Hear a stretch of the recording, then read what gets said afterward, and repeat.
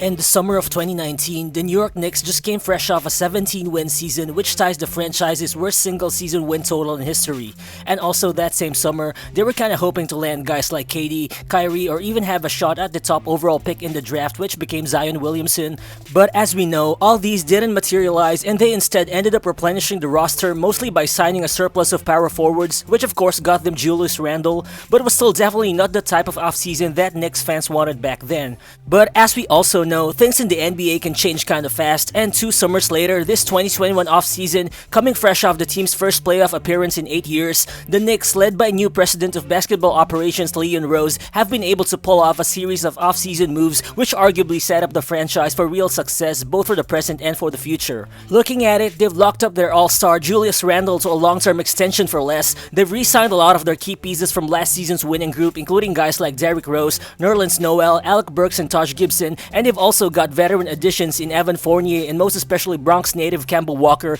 who's expected to add more firepower to this next squad. So what's good guys, it's Real Balls here, and in this video, we'll look into what all these moves really mean for the franchise. Will the addition of a Kemba Walker and Evan Fournier backcourt tandem really elevate the team's playoff ceiling? Will Julius Randle be able to continue riding on his all-star season momentum to keep leading this team next season? And do the Knicks' other low-key signings actually put them in a much better spot in terms of acquiring a superstar in the near future or even right now? So let's get to it.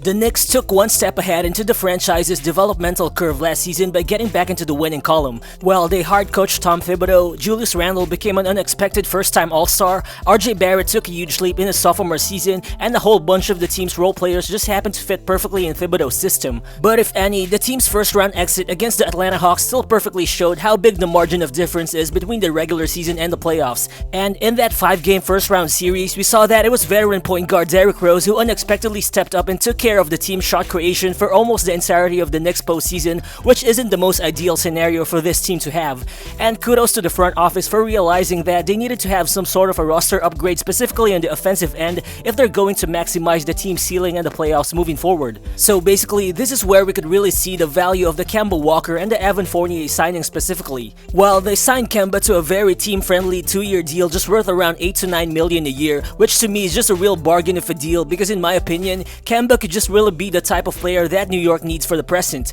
And why is that exactly the case? Well, despite the injury concerns, Kemba is still just 1 year removed from his last All-Star appearance and 2 years removed from being an All-NBA selection, and overall, Kemba's ability to create situations in the pick and roll and just his overall shot-making ability should help improve the Knicks offense, which ranked 24th in the NBA last season. Because if you look at it, despite Elfrid Payton being one hell of a defensive stopper and despite him being the team's full-time starting point guard last season, the other 4 Knicks starters in Randle, Noel, Barrett, and Reggie Bullock were actually outscored by 4.5 points per 100 possessions whenever they shared the floor with Payton. But at the same time, those 4 guys actually blew by opposing lineups in terms of point differential whenever they replaced Payton with guys like Derrick Rose, Alec Burks, or even Immanuel Quickley on the floor. And I mean, it was quite easy to understand why this was the case, as despite Payton being a really solid point guard who fits quite well in Thibodeau's defensive system, he just isn't really someone who you could rely on in terms of creating his own shot and whatnot. I mean, he only attempted around 1.5 3-point attempts last season. But yeah, for sure, banking on a 31-year-old Kemba Walker to fully return to all-star form could still be a bit questionable because of his age and his persistent knee injuries, which caused him to miss 45 games over the past 2 seasons. But I think even Kemba's limited version last season, who averaged 19.3 points and 5 assists while shooting 36% from deep on more than 8 attempts per game, should still be enough to change the offensive dynamic for the Knicks starting 5, especially in the playoff series. And I think this is also where you'll see the real value of the Evan Fournier acquisition. I mean, Kemba should already transform the Knicks backcourt offensively with his skill set, but then combine that further with the addition of Evan Fournier, who might not be as good of a defender or of a catch-and-shoot guy than Reggie Bullock is, but who still definitely has more offensive dynamic to his game. And I mean, a Kemba Walker and Evan Fournier backcourt should demand much more respect from opposing defenses more than an Elfrid Payton or Reggie Bullock tandem. Because first of all, both Fournier and Walker should be at least more serviceable pick-and-roll partners to highly capable rolling big men like Mitchell Robinson and Nerlens Noel or even Obi Toppin. Because in 3 of the last 4 seasons, Kemba actually finished in the 90th percentile in terms of points produced per possession as a pick-and-roll ball handler in the entire NBA, while Evan Fournier also landed in the 70th percentile of the league in that same category in 3 of the last 5 seasons. And aside from having the ability to create for others, Walker and Fournier should also give the Knicks two more guys who are very high-level shot creators off the dribble, which you just can't say for Payton and Bullock. I mean, last season alone, Kemba hit a total of 82 pull-up three-pointers, which is more than what any Knicks player made, as New York's best pull-up shooter was Immanuel Quickley, who made 59 pull-up threes, but then Evan Fournier is just a few pull-up threes behind, as he made 52 last season. So I mean, Kemba and Fournier would easily have been the best and third best off the dribble long-range shot makers for the team last season, so just imagine how big of a leap this team would have taken in the offensive rankings if they just had both guys with Barrett and Randle a season ago. And not to mention that Evan Fournier is also a driving machine who averaged 7 drives per game last season, which is 7 times more than Reggie Bullock's driving output of 1.3 drives per game, which means any defensive attention that he draws will just open up more space for both Randle and Barrett to take their own shots. And even if you interchange the roles, when it's Barrett and Randle's turn to play the driving kick game, the Knicks have already made it possible for them to be surrounded by at least 3 other guys who can hit the 3 ball off the catch, or 4 guys if you add Alec Burks for that matter. Because Fournier also actually shot 40% on catch and shoot threes in 4 of the past 6 seasons, while Kemba shot at the same catch and shoot percentage in 5 of the past 6 seasons. But then again, Kemba's injury concerns will definitely still be there. I mean, this might be an actual lingering issue at this point, but the good news is, the Knicks should be able to manage his minutes better with guys like D-Rose or Quickley coming off the bench, which is something that the Celtics haven't really been able to do last season because of their lack of usable shot creators outside of Kemba, Jason Tatum, and Jaylen Brown. And so I think if Kemba gives New York at least a solid 25 minutes a night and produces somewhere around 15 to 20 points per game, that should already be considered a win for the Knicks given his team-friendly contract. But for sure, let's be real, there's a possibility that replacing Bullock and Payton in the starting lineup might cause New York to slide down from being a top 3 defense to being a top 15 defense, which of course could still depend on other factors. But I think making moves to create balance in the roster is just the price you have to pay as a team who made unexpected significant improvements, who also unexpectedly produced an all-star in Julius Randle last season.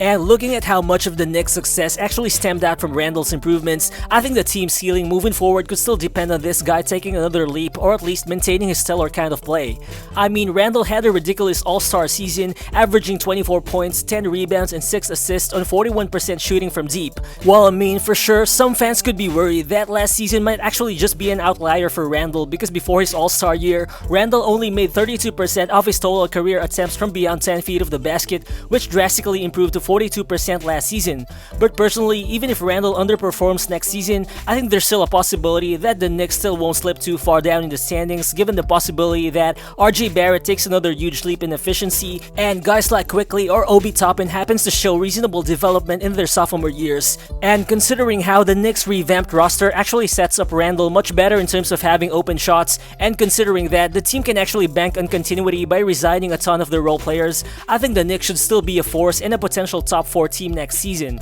Well, as we've talked about, they've re-signed D-Rose, Alec Burks, and Nerlens Noel, but a lot of fans actually thought that these guys were brought back on seemingly unreasonable multi-year deals, which also applies with Evan Fournier's contract. I mean, for sure, Nerlens Noel averaged 3.3 blocks per 36 minutes last season, and $10 million a year for sure is good value, but why pay him that much when he might not play as much with Mitchell Robinson back? And sure, Derrick Rose has looked like the team savior in the postseason, but is he actually worth $14 million a year at this point? Well, these offseason signings might look really confusing at first, but the thing is, the Knicks actually played this out really well because the contracts of Rose, Noel, Burks, and Fournier all have team options in the last year, which actually gives the Knicks a ton of opportunities to have earlier cap flexibility if the need arises sooner than later. I mean, for sure, these signings rendered the Knicks without cap space to sign a huge free agent in 2022, but again, looking at next offseason's market, there's actually a huge chance that the top remaining free agents like Kyrie, Harden, or Zach LaVine still signs new deals with their current teams, with the rest of the market looking underwhelming in comparison as well.